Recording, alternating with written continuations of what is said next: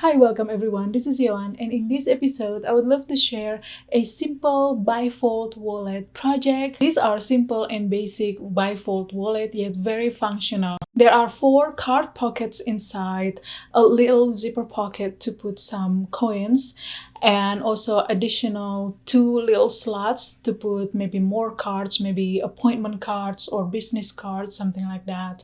And also there is 1 slot for the cash.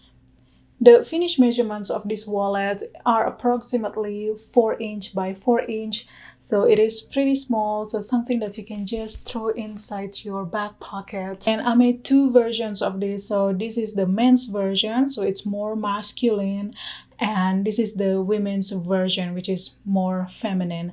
The difference are literally only from the fabric choice, and also the women's version comes with this little button snap. I was inspired to make the men's version also because one of you guys on Instagram actually commented on one of my posts asking for men's wallet.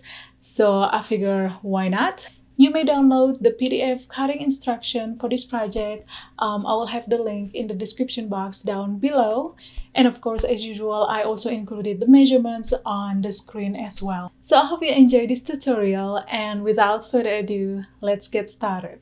Prepare 2 coordinating fabric. We will call the main fabric as fabric A and the accent fabric as fabric B. For the exterior of the wallet, you want to cut a piece of rectangle from fabric A, and we're gonna stabilize this with a medium weight interfacing. I'm using the decor bond. And you want to cut the interfacing 1/2 inch smaller all around. So you want to go ahead and fuse the interfacing to the wrong side of your exterior piece, following the manufacturer's instruction. Center the position of the interfacing since we cut it 1/2 inch smaller all around. Now we're gonna work on the card pockets. So go ahead and prepare the card pocket piece and fuse the wrong side with the fusible woven interfacing, and of course you want to center the position. Draw the pleat lines just like shown here. The numbers here indicate the distance between the lines. Now if by the end of the pleat lines at this 2 3/4 of an inch space, your measurement doesn't turn out exactly at 2 3/4 of an inch, maybe a little short, that's okay, don't worry about it, because sometimes when you draw the pleat lines, depending on the kind of marker that you use, it may contribute in taking up a little extra space. So as long as the difference is not more than 1/4 of an inch, don't worry about it. From the wrong side of your fabric, you want to fold the first 2 1/2 inch line towards the wrong side, just like that. I'm using my sewing gauge just to make the initial crease. And then press. Open the fold and then find the next line, which is the 1 3/4 of an inch line. Fold that towards the opposite side or towards my right hand side. And then press. Now we're gonna fold the next line, which is the 2 1/2 inch line. We're gonna fold this again towards your left hand side. And then press. Now open the fold, and then we're gonna fold the next 1 3/4 of an inch line towards the right, and then press. Fold the next 2 1/2 inch line towards the left, and then press. Open the fold and then fold the last line, which is the 1 3/4 of an inch line, towards the right, and then press. Alright, so you should end up with something like this. Now I'm gonna press this one more time, make it nice and crisp. So the height of this card pocket should be around 4 3/4 of an inch. So what we're gonna do, we're going to trim this off to measure 4 1/2 inch. So I'm going to trim off the excess from the bottom. So you should be trimming off about 1/4 of an inch roughly. So your card pocket piece should end up measuring 4.5 inch by 4.5 inch. Now go ahead and top stitch along the folded edges with 1/8 of an inch of seam allowance.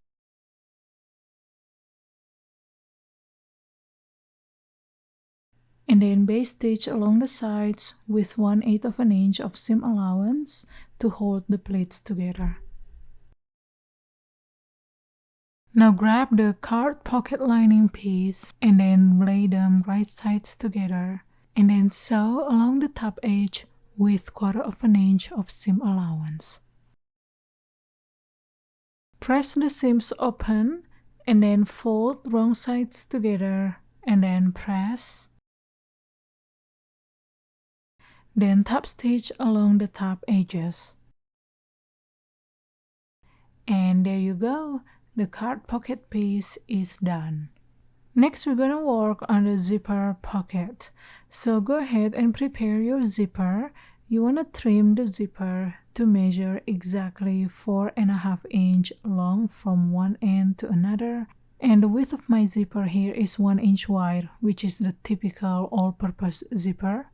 Cut up 2 little rectangles for the zipper tabs. Fold the long sides of the zipper tab in half, just like that. And you can finger press that a little bit. And then position that right on the edge of your zipper, aligning the raw edges of the zipper tab with the very edge of the zipper, just like that. Now you can secure that in place with a sewing clip. And then repeat the same to the opposite side. And then stitch along the folded edges with about 1/8 of an inch of seam allowance.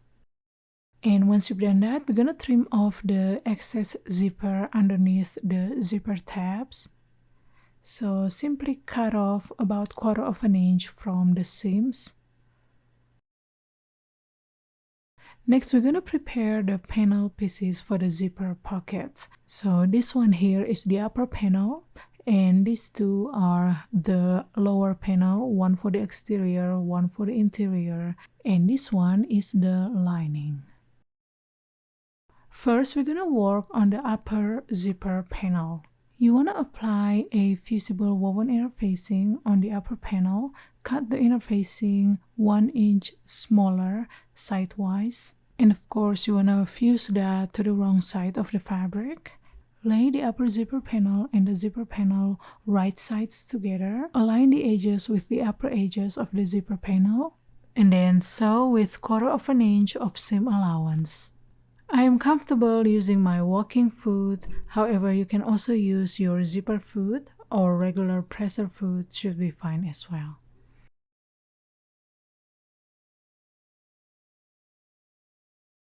Now let's open this up and finger press a little bit and then top stitch.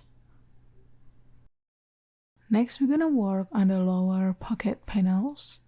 Apply fusible woven interfacing on the panel 1, which is the one that will be sitting on the exterior of the pocket.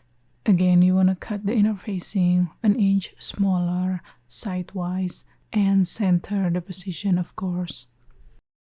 Lay the lower panel 1, the one with interfacing, right side up, and then lay the zipper right side down.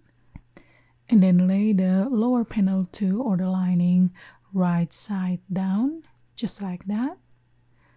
Secure them in place with some sewing clips and then sew with 1/4 of an inch of seam allowance. Again, you want to open this up and then finger press the folded seams, both the front and the back as well. And then top stitch.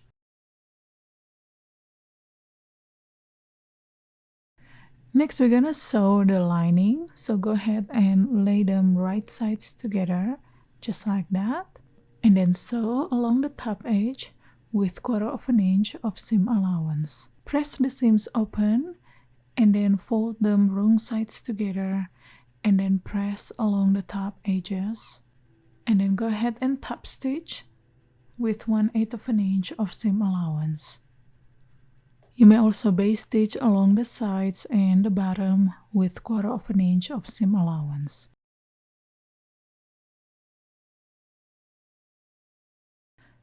Next, you want to prepare the interior panel 1 and lay that right side up.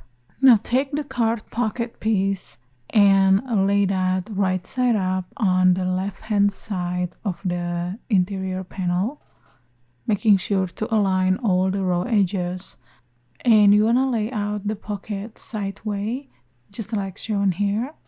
Now take the zipper pocket panel and lay that right on the opposite in the same manner, just like that.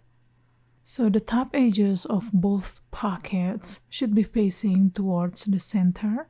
And there should be about 1/2 inch distance between the two pockets. Now go ahead and secure them in place with some sewing clips. And then we're gonna baste stitch the pockets in place with 1/4 inch of seam allowance.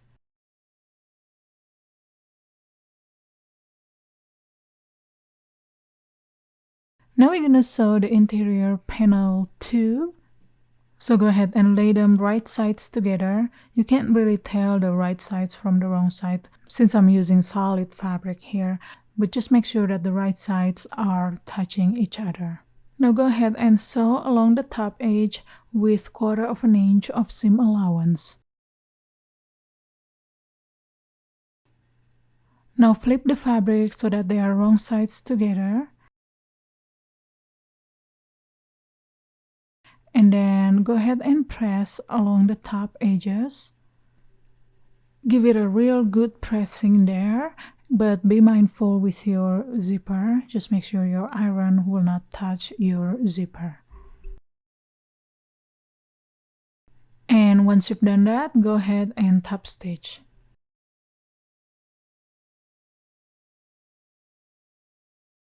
Now you want to grab the interior panel 3 and lay that right side up. Now take the pocket panel and lay that wrong side down, aligning the bottom and the side edges. And then baste stitch the sides and the bottom with 1/8 inch of seam allowance.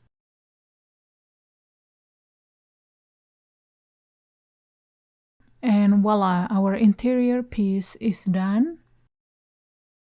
Now if you want to install the button snap closure, this is the time to do it. So here I've got my women's version. The interior and exterior panels are ready to go. Now if you don't wish to add the button closure, you can skip this step and go straight to the final assembling.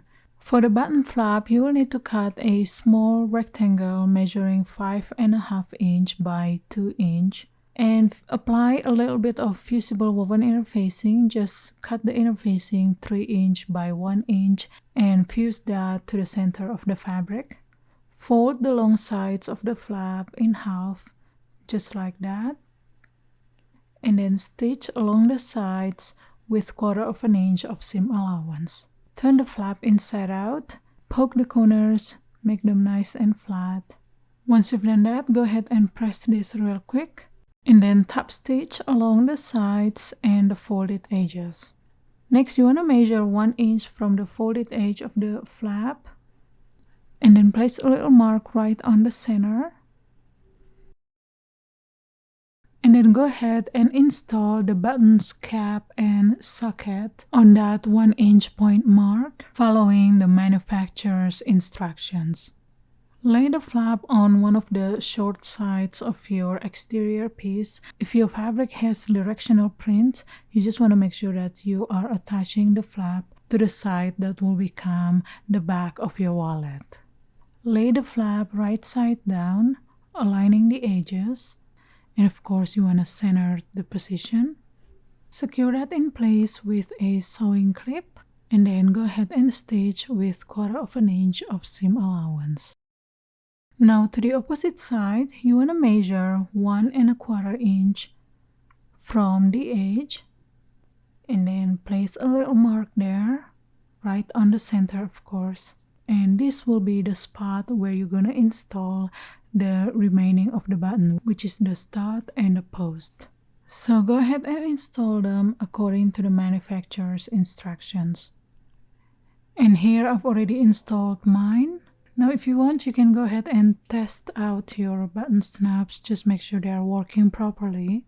Now we're gonna do the final assembling. Lay the exterior panel right side up, and then lay the interior panel right side down.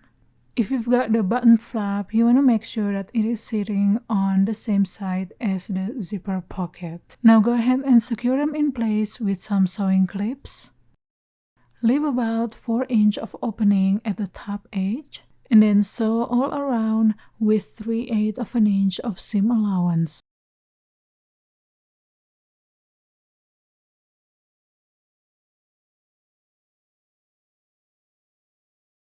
Next, you want to trim off all the corners. Just be careful not to cut through the stitches. Then you can trim off the seam allowances of the bottom and the sides. You want to cut about 1/4 of an inch away. Don't cut too close to the seams though, because your fabric may unravel and then the seams may get ruined. And no need to trim off the seam allowances along the top edge. Now turn your wallet inside out through the opening hole.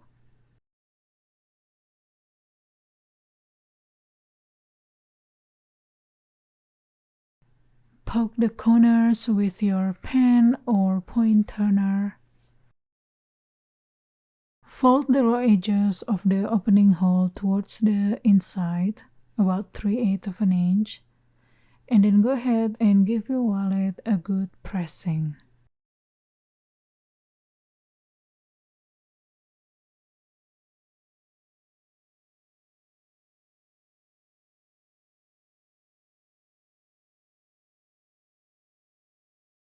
Once you've done pressing your wallet, go ahead and top stitch along the top edges. This will automatically close the opening hole. So your wallet is pretty much done at this point. So you can go ahead and leave it this way, or you can go ahead and top stitch the sides and the bottom as well. So I top stitch my wallet with about 1/8 of an inch of seam allowance. I changed my needle at this point to heavier duty needle, which is the jeans size needle, since there's a lot of bulk in this. And I also lengthened my stitch length, so I use 3mm stitch length for this.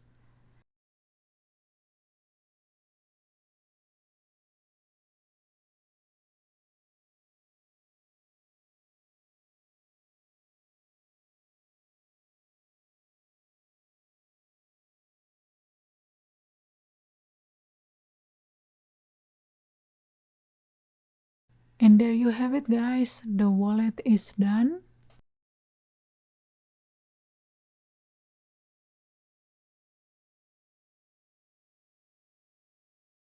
And that's about it for today, guys. Thank you so much for watching, and I shall see you next time with another fun sewing and quilting projects. Goodbye!